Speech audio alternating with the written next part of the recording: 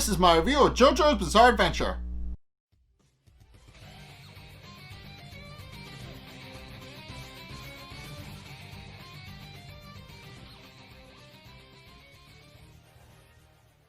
Okay, so in this episode, the Joestar Group finally confronts DIO and finally witnesses his stand in action. So it starts off with the confrontation between Polnareff and DIO that we saw at the end of last episode, and DIO and Polnareff, I guess, for lack of a better word, I'm trying to figure out what it exactly means, but they basically reminisce about the old days, or at least the best as I can put it. So DIO points out that he's actually kind of proud of the fact that Polnareff was able to avenge his sister, and Polnareff points out that he doesn't really need DIO's validation. So, and at which point DIO actually gives Polnareff a choice: either go up the stairs and face him, or go down the stairs and join him.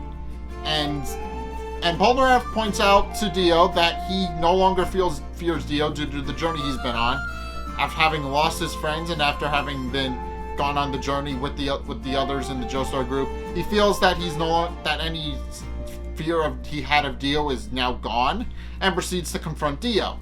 However, Polnareff is thrown completely for a loop when he inexplicably goes down the stairs despite being very sure that he went up, and tries several more times, much to no avail, while DIO kind of just mocks him about the fact that he actually can't go up the stairs, and questions if his mind if he has a solid grasp of reality.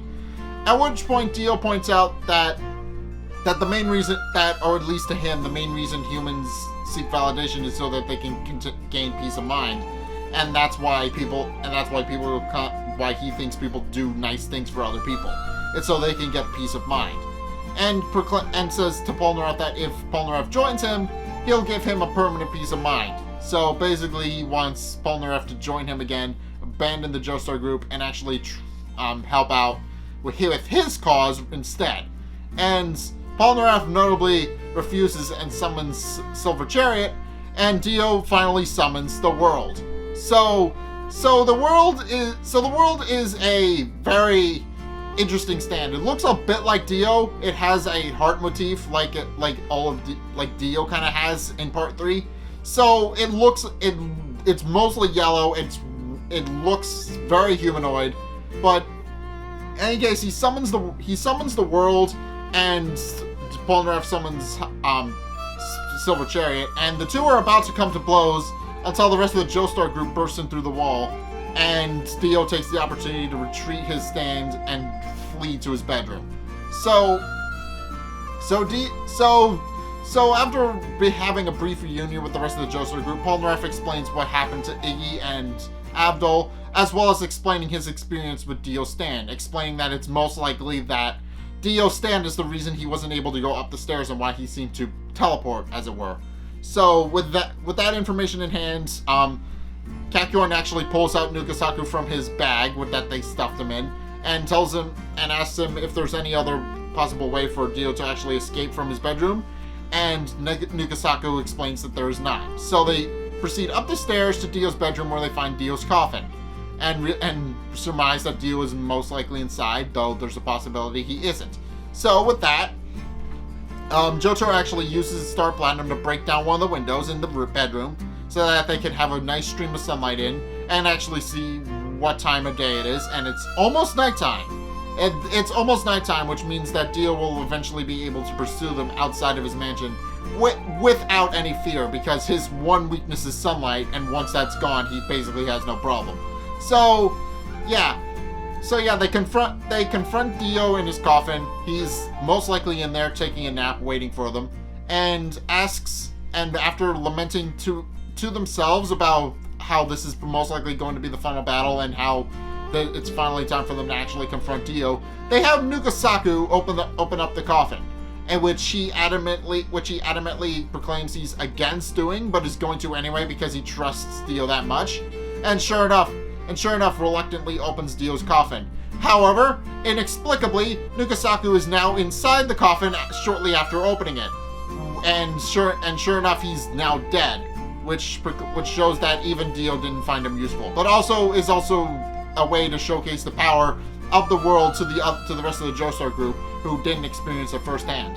And realizing they're completely outclassed and realizing that there's something in the room with them, they escape out of Dio's bedroom into Cairo down below. So at which point they try to figure out a strategy to actually defeat the world, realizing that they only have a few hours to figure out what the world actually does, and they realize that they actually need to keep a safe distance until then, pointing out that they won't be able to actually figure out what Dio Stand is if they confront him directly. Polnareff obviously refuses to do any of this and decides to go off on his own to actually confront Dio directly, pointing out that Abdul and Iggy died for him, so therefore he should repay the favor by avenging their death. And sure enough, goes off on his own. And sure enough, the rest of the Joestar Group is left to formulate a plan. So basically, Jotaro is the one who comes up with a plan, and he points out that if Polnareff is going offensively and the rest of the group is going defensively, that means it'll actually set up the opportunity for a pincer attack. And sure enough, that's exactly what happens. Jotaro decides to meet up with Polnareff before he actually does anything brash that night, and decides to go with them, and together they actually hijack a motorcycle. So yeah, now they're chasing after Dio. Meanwhile, Kakyoin and Joseph have bought a truck off a guy and are proceeding to drive as far away from Dio as they humanly possible. Dio decides to actually chase after Joseph and Kakyoin, which is exactly their plan, and even hijacks the car of a senator, remarking that back in his day, which was part 1, back in the 1900s, they didn't actually have cars back when he was a boy, and points out and is amazed about how much modern technology has progressed at that point. At which point he attacks the bodyguard of the senator and uses the senator as his getaway driver, as it were, using the worlds to keep the senator in place so that the senator will actually do what he says. So, and the senator, realizing that Dio is most likely going to kill him if he doesn't do exactly what he says, proceeds to drive after Joseph and Kakyoin. So basically Joseph and Kakyoin are lowering Dio away from the other half of the group, so that the other half of the group can actually take care of him and they can actually perform a pincer attack. And sure enough, Dio takes the bait and goes right after them in his newfound car. So eventually Dio basically tries to get in range of the rest of Joseph and Kakyoin. And with Joseph explained to Kakyoin that he can't necessarily sense where they are, but he does know that they're somewhere ahead of him. He can sense when they're close, but can't actually pinpoint locations. All he knows is that there's a Joestar after them, and it's most likely he's not going to be able to sense Jotaro at all. So, in any case, Dio, through some underhanded tactics, eventually manages to catch up with Joseph and Kakyoin, i.e. by running over some pedestrians, as it's so adamantly put. And also during this entire sequence, the senator is notably getting a lot more crazy because he thinks that just because he's a senator, he's invincible. Basically, that's basically his mindset throughout this episode, and it's slowly causing his fragile grip on reality to descend because there's clearly somebody more powerful than him who's very much capable of killing him, that's going to kill him when he has the chance. So basically, he's scared shitless, and this is his way of actually coping with what's going on. So eventually Dio gets not close enough within range, but close enough within range of Kakyoin that he can actually use Hierophant Green to fend him off. And sure enough, Hierophant Green does exactly that. Kakyoin uses Hierophant Green to blast Dio with Emerald Splash, but is thrown for a loop when Dio is able to reflect it with his finger twice, and then summons the world without Kakyoin ever actually noticing that the world was out, and basically Dio just sends him flying with a single punch. So Kakyoin learns pretty quickly not to mess with Dio at close range. But he also points something out, that he actually learns what kind of stand Dio's world is, which is that it's a close range stand, much like Star Platinum, and its range is about 10 meters. So it can't actually do anything from a long distance, and has to be within 10 meters for its powers to work. So So while they do realize that it is powerful, it does have its limits like any other stand. So they realize that as long as they stay outside of that 10-meter radius, they'll probably be fine.